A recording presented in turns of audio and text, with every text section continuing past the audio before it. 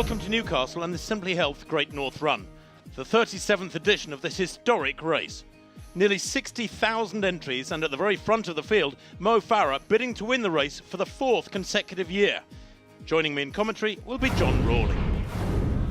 Here are the wheelchair elite athletes: Britain's Sammy Kinghorn, the London Marathon winner Manuela Shah, Simon Lawson, he's in form, the outstanding Canadian Josh Cassidy, and Brent Lakatos. What a year he's had. Well, let's take a look at that course now, which starts just north of the city centre, about a mile north of the city centre on the A167. Next to Townmoor, it goes down across the Tyne Bridge at about 1 3/4 miles, then bears left past Gateshead Stadium there at 3 miles. At 4 miles, it heads out past Heworth and out towards a Whitemare Pool at 6 miles, where it takes that left. This is all dual carriageway, very undulating course. It's generally downhill, but it's not an easy course because there's hardly a flat metre in it. At 8 miles, they take that right-hand turn in South Tyneside and head out towards the coast. Past 10 miles, that'll be an interesting split. We're a long way under 50 seconds for the men there, and then down to the seafront with that little drop, a sharp drop down to 12 miles, and that final mile along the finish to the finish in South Shields. The elite women, and there you see Caroline Kipkurui, who set a tremendous pace at the 2017 London Marathon, as she's introduced now to the crowd and steps forward to the start line. Betsy Saina, who was 5th in the Olympic 10,000 metres final last year, also a Kenyan athlete.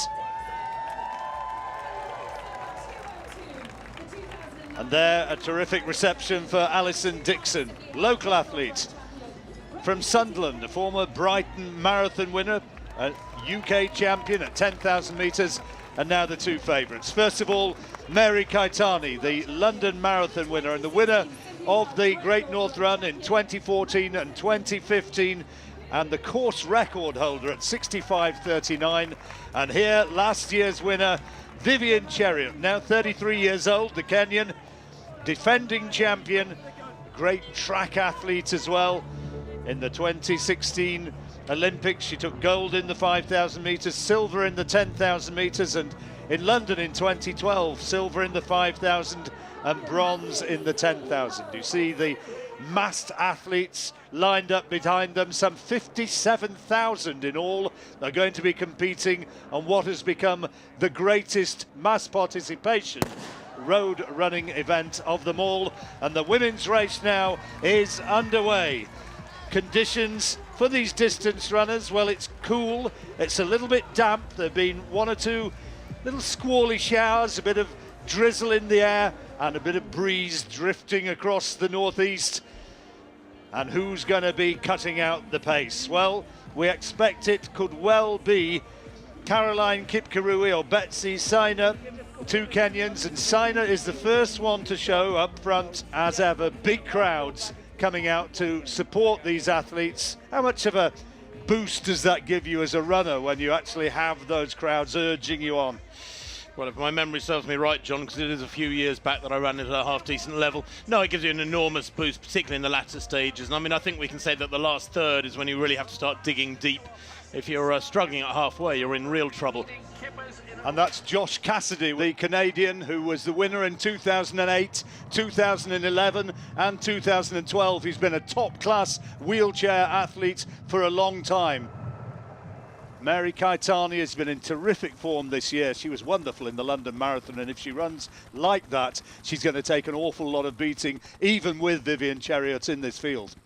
Well, that's exactly right. Keitany in London, let's remember, back in April, running 2 hours, 17 minutes and 1 second, the fastest ever time in a women's only race. And she ran so much of that race on her own, the second half of the race, after an almost suicidal halfway split, her time at halfway. She then produced a very strong second half to push on towards something that actually made many people believe she can threaten Paula Radcliffe's world record of 2 hours, 15 minutes and 25. Keitany is 35 years old now. There she is to right of picture. But still, John, running as strongly as ever. And she's so consistent and competitive. You know, she's the reigning London and New York champion. And nobody, frankly, when things are equal, can touch her at the moment. And it's one of the great travesties she wasn't selected for the Kenyan Olympic team last year in Rio.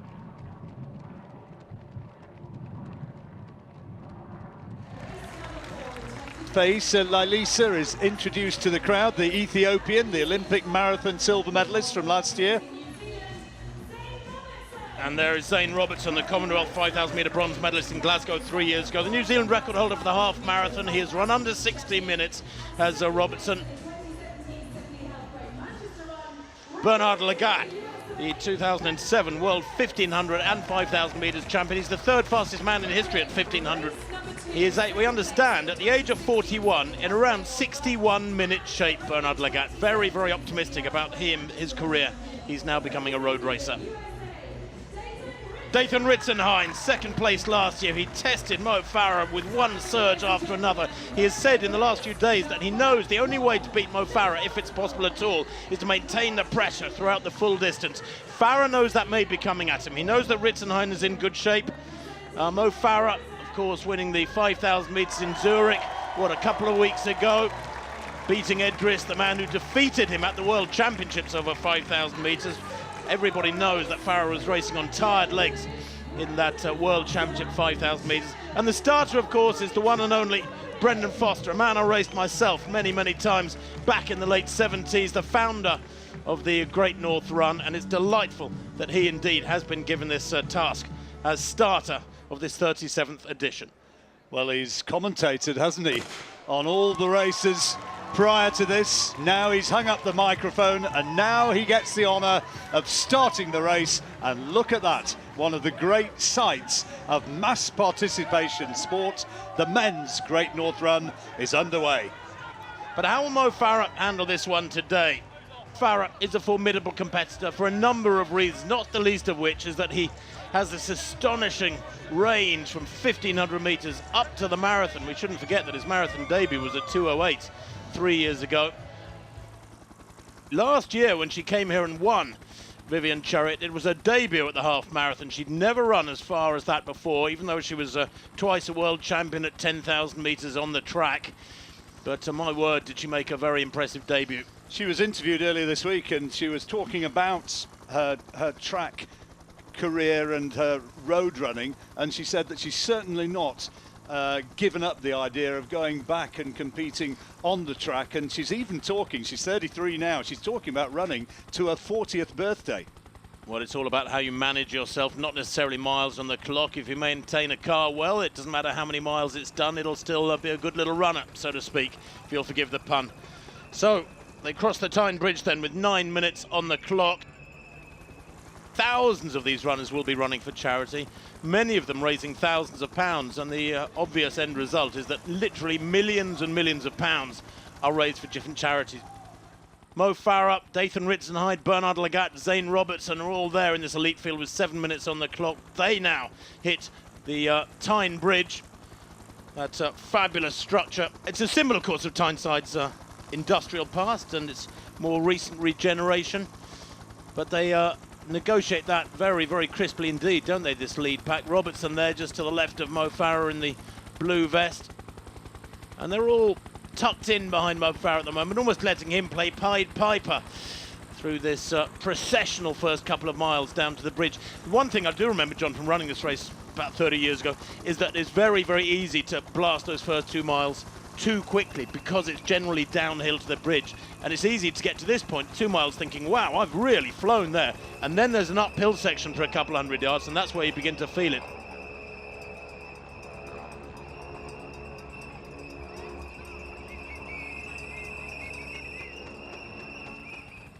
But Mary Keitany, we asked the question before the race began, how fast is she going to go? And there, a little check of the watch. You could see it was Kip Karui, who's alongside her, who helped her set that amazing pace when she powered to victory in the London Marathon, and she's trying to do likewise here, trying to stay with Keitany. And we asked the question as well whether Chariot was struggling to stay with that pace.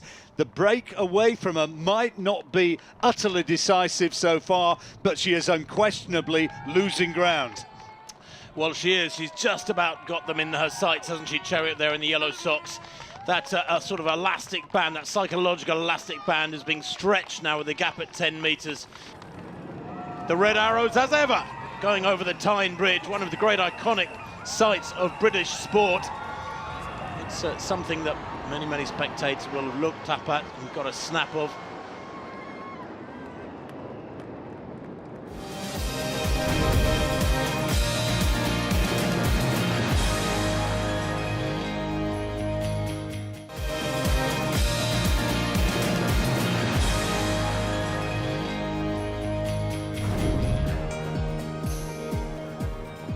Caroline Kipkirui is just letting that gap grow a little bit. It's 2 or 3 meters, maybe 3 or 4 meters now, and that gap is growing very quickly indeed. Keitany will be aware of that. She will know that she can't hear the footfall of Kipkirui, and she will take succor from that. She will gather strength from that mentally and actually press on a little bit harder. So I expect this gap to grow pretty quickly. We're not at the 4 mile point yet, and that gap is increasing, and the defending champion Vivian Chariot, the gap at 5k was 6 seconds. Well, it's considerably more than that now. She looks as though she's 100 meters behind, maybe more, and she should be now 10 seconds, perhaps more than that, behind the leader Keitany, who is absolutely relentless up front and is starting to go away from her closest challenger.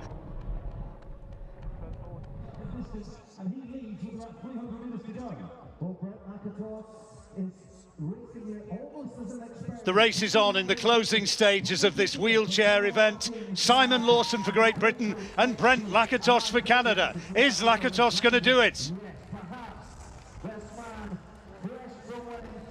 Lawson's the stronger. Lakatos can't go with him, and Simon Lawson for Great Britain is going to get the greatest win of his life. He's the winner by some 5 seconds over the track great Brent Lakatos, and winner of the Great North Run is Simon Lawson.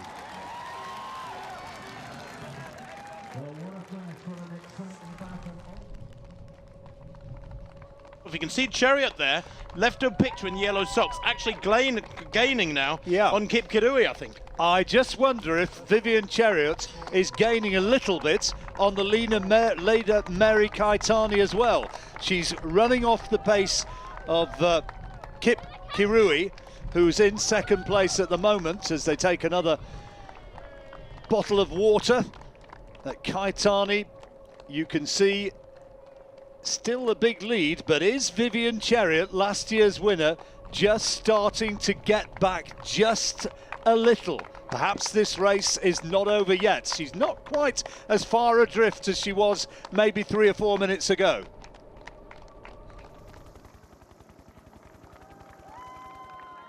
It is still Mo Farah bowling along in 4th place. The man who's choosing to cut out the pace once more, last year's runner-up, Ritzenhein of the United States. 14:28 there at 5k. That puts them on about 60-30 tempo, John, but there's a lot of downhill, gradual undulations, but generally downhill yet to come. That wind, though, by the way, look at the trees to the right of picture. You can see the underside of the leaves. That suggests they're running into quite a strong headwind here, coming off the North Sea. And if that is the case, as they head in a generally easterly direction, that will be slowing them down a little bit. That might explain the shape of that pack of, 8 or 9 athletes, because there's a fair bit of slipstreaming going on, and Ritzenhein at the moment is taking on the burden of running into that breeze. The pursuers are out of sight.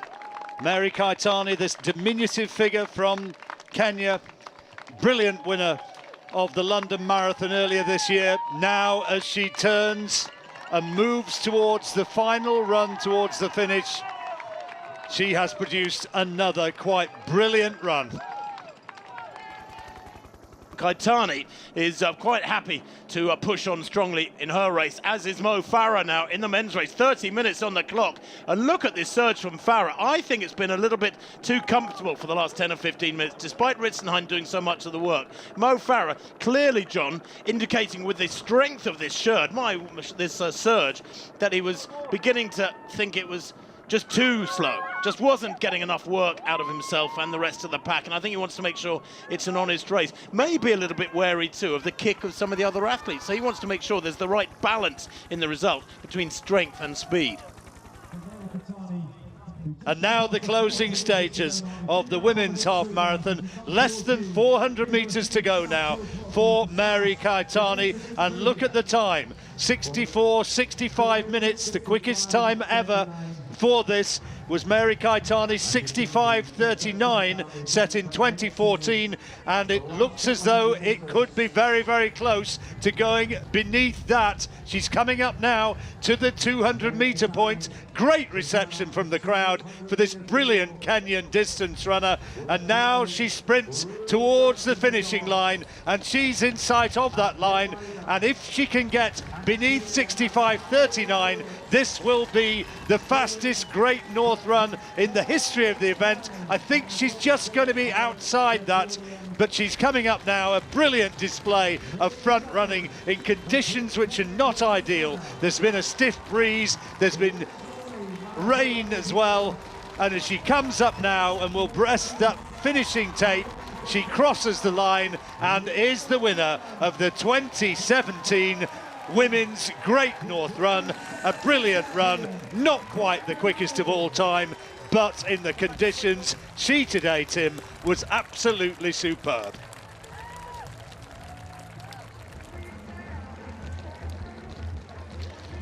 So many times in years gone by, this run from Vivian Chariot would have been good enough to take the title. She's going to be under 68 minutes, and that would have won the majority of Great North Runs over the last 37 years. Her winning time last year was 67:54. She's coming up towards the line, and huge crowds massed at the finishing line, giving her amazing support, and she has run a faster time than she did last year. Less than 2 minutes behind Mary Keitany. A great run, coming in second place to make it a Kenyan 1-2.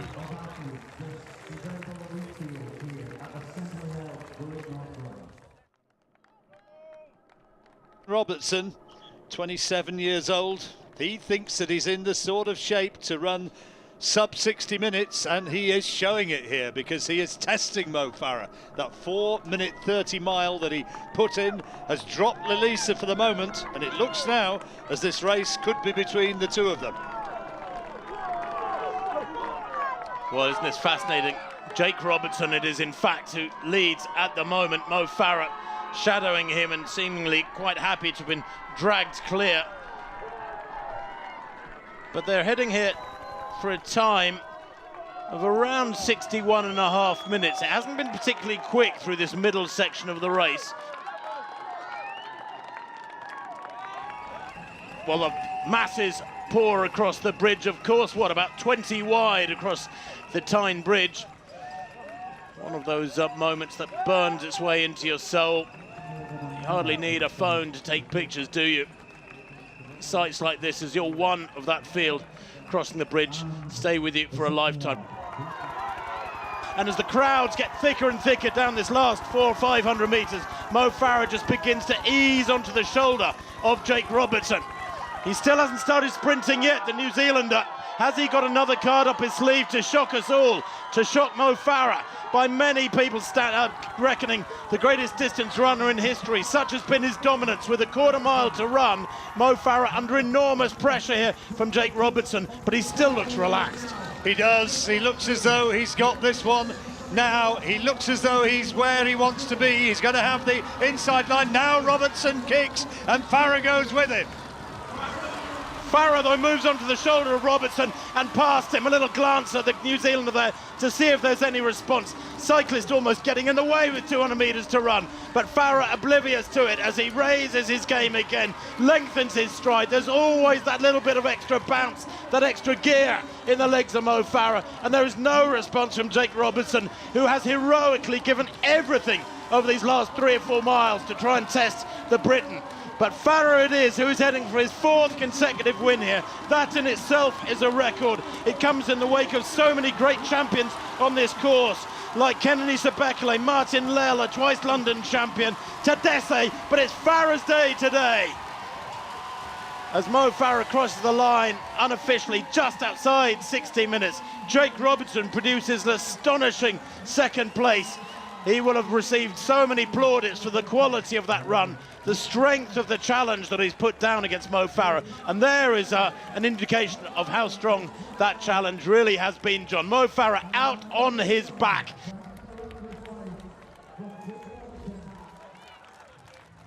As Lalisa goes through to take third place, he's got 200 meters to go now. This is the Ethiopian.